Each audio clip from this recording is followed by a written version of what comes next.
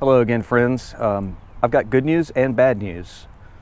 Bad news is the DR650 is in the back of my truck again. Last night, I thought I had the electrical issue figured out, and I went out on a test ride and parked it up the street and met some friends for a minute. And then when I went out to crank the bike up and come home, the no start issue had returned. So to bring you up to speed, I've eliminated the USB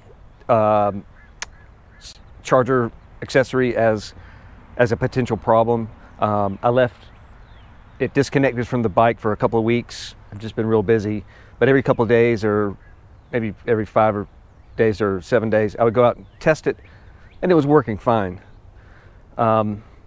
Yesterday I did the suspension work, which I'll talk about in a minute, on the front end of this bike. And so when I got done with that, I wanted to take it for a little test ride, and I brought it around the house. I cranked it up and I let it warm up, but after about 20 seconds, the bike shut off and it would not start back. It was the same condition where the neutral indicator light was on, but there was no start.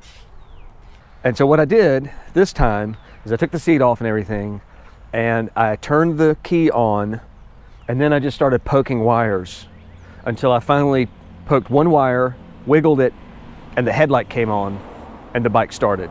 So it ended up being the black wire with the white stripe, the black-white wire under the seat. And it actually, when I looked at the wiring schematic, it makes perfect sense, because that wire basically runs from the battery to the headlight and to the starter relay.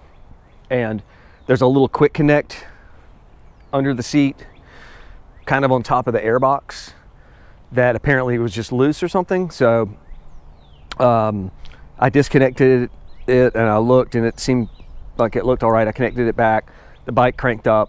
Like I said, I took it for a ride, and then it failed again, which means that it's either like a really loose connection, or maybe the wire's been nicked and has an open. Anyway, I'm gonna once and for all fix that problem now that I know wherein it lies. And then I'll probably, finish installing my accessory and everything.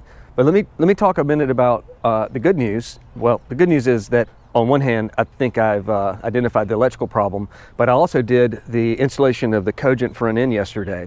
So let me switch camera angles. Let me show you that. So like I said, I didn't film this because there's plenty of other excellent kind of how-to videos on DR650 tinkering. In the description of this video, I'll put links to the ones I watched. I can't remember everyone's names. There was 2 individuals who both had really good tutorials or walkthroughs on doing the Cogent springs and the DDC install. And then the other one I used was the Mountain motorcycle ATV video channel, had a video of doing fork seal replacement. So in summary of what I did, I removed the front wheel. I removed the brake off of the fork leg.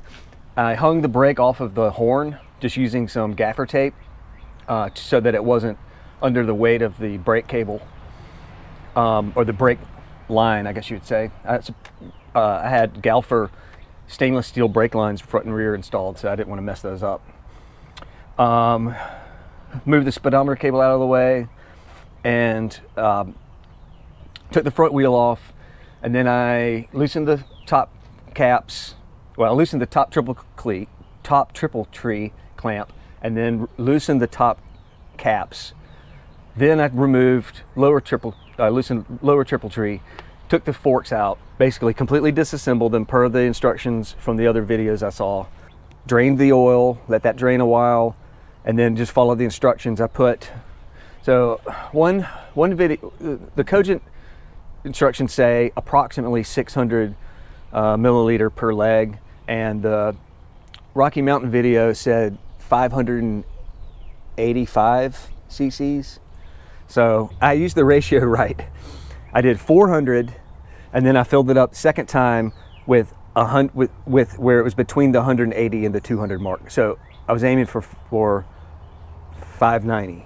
I did not have the installer tool that you can buy as an accessory from Cogent to, so it's a magnetic, it's just a long magnet on a stick to help push the DDC down in, but I just used the spring and I held the fork sideways, or I rested it sideways, and I just carefully slid it through using the spring as a push rod, and it was no problem.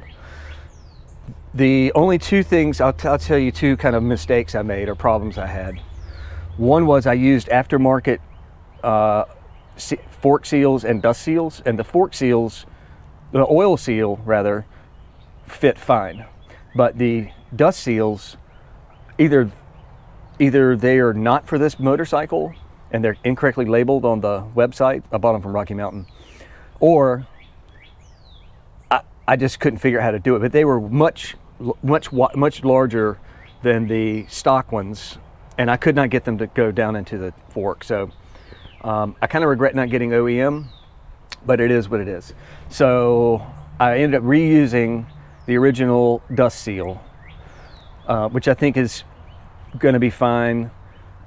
It's a low mileage bike. So yeah, so I've got the DDC down at the bottom. I put everything back together. I put the new springs in. I put the new fork fluid in. And the second mistake I did is I put everything back together and had everything tightened down.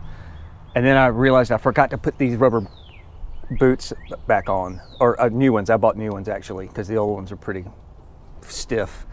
So I had to take everything back apart, put the fork boots on, reassemble it. So I added about another 30 minutes to the job. Anyway, that is it. Wish me luck on troubleshooting the electrical wiring issue. It's got to be something really easy. I got to be close to fixing that. And I know some people may comment that I've got this bike strapped down and that I'm going to bust a fork seal or whatever. I've never busted a fork seal. I've loaded bikes like this and strapped them down for years. So I don't know if I believe that. Some people say you have to put a spacer in here, or like a little kickball or something to keep. I don't know what that's supposed to keep from happening. Keep the suspension from moving. Seems like that is what they do. But anyway, this is the way I do it. Oh, last thing. Here's the last thing.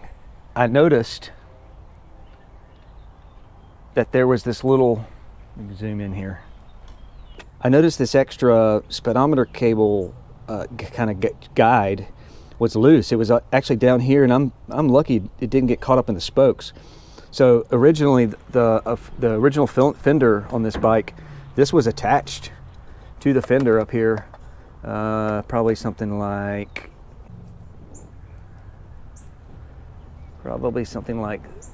this, with a bolt holding it on there. And this aftermarket Viterbi's fender did not have that, and I totally forgot. And this thing I've been riding around with it dangling. So I'm going to drill a hole here, and I'm going to drill a hole, and I'm going to attach this, and I might just zip tie it.